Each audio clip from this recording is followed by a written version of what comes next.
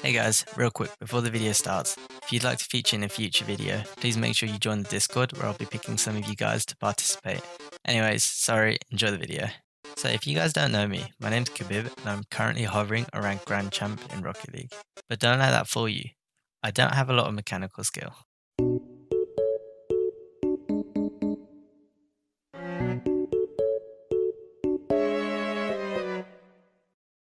I mean, don't get me wrong, I'm not a complete potato. However, there's some things in Rocket League that I've never bothered trying for multiple reasons, such as them being too hard, but mainly due to my laziness. However, today I'm going to change that. Over the space of 3 days, I spent 24 hours learning 24 new mechanics. I will be completing these in free play, as trying them in casual will be too hard for the time limit that I have. This isn't about mastering them, but rather just trying to do them for the first time. It also isn't a tutorial on these, but rather just my process of learning them. I hope you enjoy.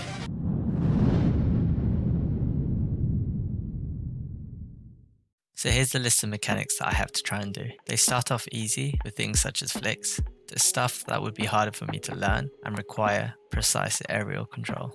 You guys can also be the judges and let me know in the comments if you think any I did weren't good enough. So the first mechanic that I wanted to try was a stall. Now this isn't a very difficult mechanic, which is why this is the first one I'm trying. However, it can be useful when performing more advanced mechanics, such as a double flip reset. It's done by performing a double jump whilst you're tornado spinning, which gets you to use a flip without your car flipping in that direction. To start with, I was focusing on the timing of the second jump. However, I soon realized that it was more about where the joystick needs to be, as it needs to be in the perfect 90-degree angle for the stall to be performed. But once I got the hang of it, I could then do it consistently. Hopefully in the future, I'll be able to use this for more advanced mechanics. Next was the speed flip. Now I got the hang of this one very quickly, as it was just a normal flip with a flip cancel, which I'm able to do. After a few dodgy attempts, I finally managed to do it and got quite consistent at it after. The Kuxir Pinch. You guys have probably heard of this one before, as it's a popular mechanic created by the legend himself, Kuxir97. Now I'd seen this before, so I thought I'd just be able to give it a go and hit it. However, I wasn't really getting any power or accuracy on my shots, so I decided to watch Jay's tutorial on it, which is linked down below. From him, I found that I was rotating my car the wrong way, and it was actually easier if you air roll in the direction of the wall that you were hitting from. So from the left wall, you'd air roll left, and on the right wall, you'd air roll right. This made things easier for me, and I started to get some boomers. After some time, I managed to hit some on target with an okay amount of power. However, these were the quickest that I could do. Arguably the most popular mechanic in Rocket League, created by the most popular Rocket League content creator, the Musty. Now the Musty Flick itself isn't difficult to do, as it's just a backflip once you get past a certain point. However, while dribbling, it can get tricky. I used Musty's tutorial to learn this, which was simple enough, but struggled with finding the right place to have the ball before performing the move. I found that tapping jump very quickly helped position the ball at the correct height. After practicing this for a little while, I managed to do some with quite a lot of power as well as height on it. But I also tried doing a 360, which I found to be easier as you don't need to worry about where the ball is when dribbling as much. Now this mechanic is one that I got to see done in game by its creator when I got matched with Classy in a ones game where he absolutely destroyed me. Big fan, thanks. It's quite a basic move and isn't as complex as it seems, as all you have to do is air roll and then backflip to hit the ball, kinda like a reverse musty. At first, I just practiced the move itself so that I started getting the muscle memory for it. Then, once I was comfortable with that, I tried doing it with the ball. It was quite difficult to position my car in the right place as I only had a certain amount of time for the second jump to be executed, so it felt rushed. I started using air roll right instead of normal air roll, which helped me speed up the motion. After some time, I managed to get the hang of it. Using Classy's training map was also very helpful, and shortly afterwards I was able to do the flick consistently. The next flick I wanted to try was the Breezi Flick. Now this was easily one of the hardest flicks for me to learn. It required the use of a tornado spin, which was something I'd never really done, due to me not using air roll right or left, but rather just the normal air roll. Again, I just tried practicing the move itself repeatedly without the ball, to make sure that I was doing it correctly. Once I felt comfortable with that, I tried it with the ball. I struggled with positioning my car and being at the right angle and height. I really focused on the timing of the tornado spin, as halfway through you have to let go of air roll right and carry on air steering left to be in the correct place. After a lot of time, I finally managed to get some good ones. Now this move wasn't created by a specific person, however it was brought to the limelight by Musty, who is also another big YouTuber. It was simpler than I expected, as it just involved tornado spinning and then flicking, so it didn't take me long to perform, as I had already done this when learning the Breezi Flick. After a short amount of time, I managed to get good height and power on my shots, while also doing it reliably. A flick that turned out to be even easier, if not one of the easiest, was the 180-degree flick. I'm comfortable performing flicks and I'm quite accurate with them, so when attempting this, it was quite straightforward. I just had to make sure that my car is kept at the correct place, and that's about it. Very simple. I just did this over and over a few times and I was able to get it done consistently. A similar mechanic to the last one is the 180 drift flick. It's the same motion but done on the ground using power slide. This was also something that I managed to complete quite quickly once I learnt where to position my car under the ball before performing the move. Being on the right side of the ball allowed me to drift left and be positioned straight under the ball, at which point I could then backflip. After some practice, I managed to get it down. The last move of day 1 was a 180 Wavedash Flick. This mechanic was quite tricky to start with, as it requires you to wave dash to turn your car around. I hadn't done anything like this before, so trying to do it was very difficult for me. From some tutorials that I watched, they suggested to land on the front right and then do a front flip followed by a flip cancel. However, I found I was getting more height than I wanted, and the back of my car was also going very high. After some experimenting, I found that I could do it more consistently when landing on my side with both wheels rather than just one, which made things easier. Then I tried it repeatedly with the ball and finally managed to get some shots, even though they weren't as clean as I'd like. That was the end of day 1. I'd completed a lot of them and I thought I was doing well so far. To start day 2 off, I learned how to do the last flick on the list. This was something I wasn't familiar to, as it required you to be driving upside down. A problem I had with this was the habit I had of holding the accelerator when going in a forward direction. I even do this when I'm in the air. This was an issue, as when you are upside down and you press the accelerator or reverse, the car will correct itself and get back on its wheels. So I had to stop myself from doing this, so that I could stay turtled until the right time. After some interesting attempts, I finally managed to do it. This wasn't as hard as I thought it'd be, and I managed to get it done quite quickly.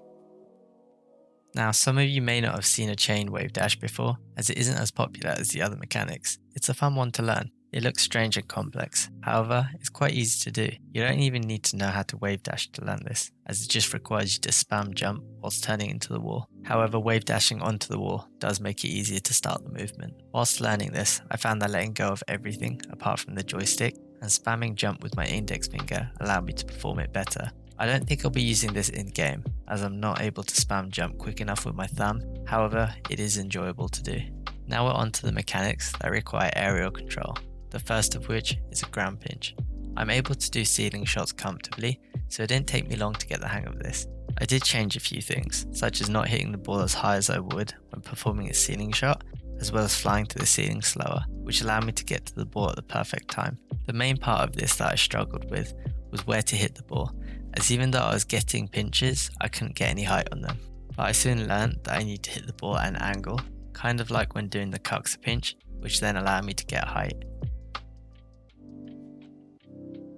So now it's time for the opposite of a ground pinch, the ceiling pinch. The same, but different. It requires you to hit the ball to the top and then pinch it with the ceiling to make it shoot into the net. It sounds simple enough, but it was something I found hard to do, as I'm not sure if I was doing it right, but I just wasn't able to keep my flip long enough to front flip into the ball when it reached the ceiling. Due to this, it meant that even though I was able to get pinches on target, I couldn't get a lot of power on it, but this was about the best I could do. With only half the time remaining, I had to move on. The next move is one that I saw from Musty's video, where he and Sumless played a game of horse.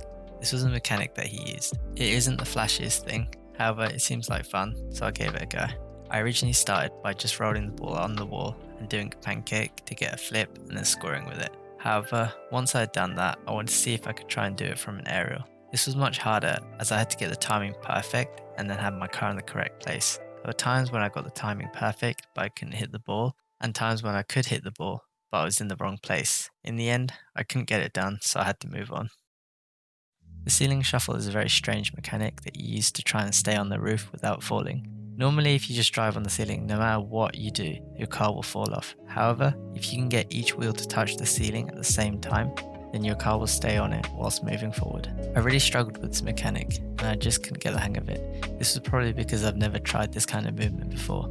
After doing it for a while, I realised that it requires a lot more forward momentum, and and that I needed to be going forward before I'd even touch the ceiling. I also found out that not using air roll made it easier. After an hour and a half of doing it repeatedly, I finally managed to get a few where I stay on the ceiling for a second or so, which was the best I was able to do. So for the last move of the day, I tried another fun one. It's not very practical in competitive Rocket League, however, I'd like to hit a shot with it in the future. The two-wheel drift, as the name suggests, is when you're drifting on two wheels.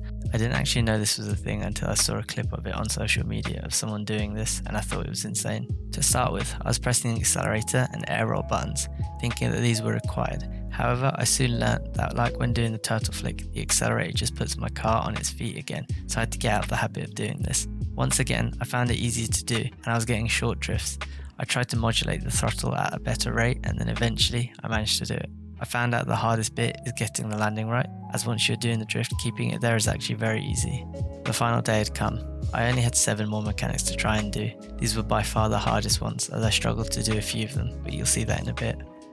The first move of the day was the 360 dribble. It's pretty much just doing 360s under the ball to dribble it. I was feeling comfortable doing this as I could already do a 180 and dribble the ball from learning the 180 drift flick. So from the start I could already do half the move. From there I just had to turn my car around and do a full 360. This just involved me doing the opposite inputs to perform this. Once I had completed this, I just had to do the whole process again to be spinning in circles. I finally managed to do it, and this was my best attempt. As I said before, I'm comfortably able to do ceiling shots. So for the ceiling musty, I already had the setup phrase ready to go.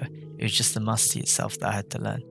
It took some time to know where to position my car so that it would hit the ball when I performed the musty flick, but some experimenting helped me figure this out. From there, I finally managed to hit a couple of them. However, I wasn't really getting much height or power, which was something I struggled with as I couldn't get the scooping motion that I wanted. In the end, I did manage to get it done, hitting some that weren't too bad. Like the ceiling musty, the ceiling double tap was something I thought would be very easy for me to do. However, once I started trying it, I actually found out that it was much harder than I anticipated.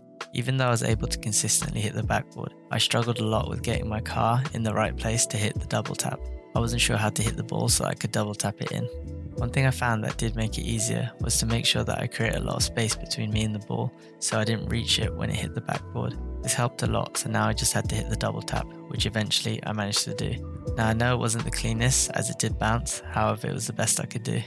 The turtle air dribble was one that I actually put late on this list as I thought it was going to be hard. I hadn't done this kind of setup before, so I thought it would take me a long time to do. However, once I learnt that I just need to push up for a short amount of time when sliding up the wall, it was much easier to do. Then I just needed to get the air dribble, which didn't take me long as I can do that comfortably. So after a few attempts, I finally managed to get a clean one done. Now, I may have cheated a little on this one, but technically, all I needed to get was 3 hits on the ball after it hit the backboard each time. To start with, I was flipping into the ball to get it to hit the backboard and come back to me. However, I soon realised that this was coming at me very quick and that I wasn't going to be able to get a clean one. So I then tried to aim just above the crossbar, which allowed me to get my car in a position to just get small touches and pinball it in. I managed to do this quite well and got a few done. On to the penultimate mechanic, a flip reset double touch. Flip resets are something that I can do and have been doing for a while now, so it wasn't really a problem. However, like the ceiling double tap, I struggled to get my car in the correct position afterwards to hit the ball in again. Eventually, after around an hour and a half, I had to stop going for it due to there only being 2 hours left and still the hardest mechanic to do. So from the time I spent doing this was the best one that I could do. As you can see, it wasn't very good. 23 mechanics later, and I was finally on the last one. This was by far the hardest one for me, and I struggled a lot with it. Getting the flip reset was simple enough, however getting the second one was much harder. It involved me having to time my flip, so when I flip into it again, the bottom of my car would hit the ball, giving me another reset. I could sometimes get the second flip, but then getting my car in a position to use that flip made things even harder. Eventually my time limit was up, and even though I'd gotten close, I wasn't able to complete this one. So there it is, 24 hours later, and I had learnt most of the mechanics that I wasn't able to do before. I hope you guys enjoyed watching this video. Please make sure to subscribe and let me know what you thought of the video in the comments down below. Thanks for watching, I'll see you next time.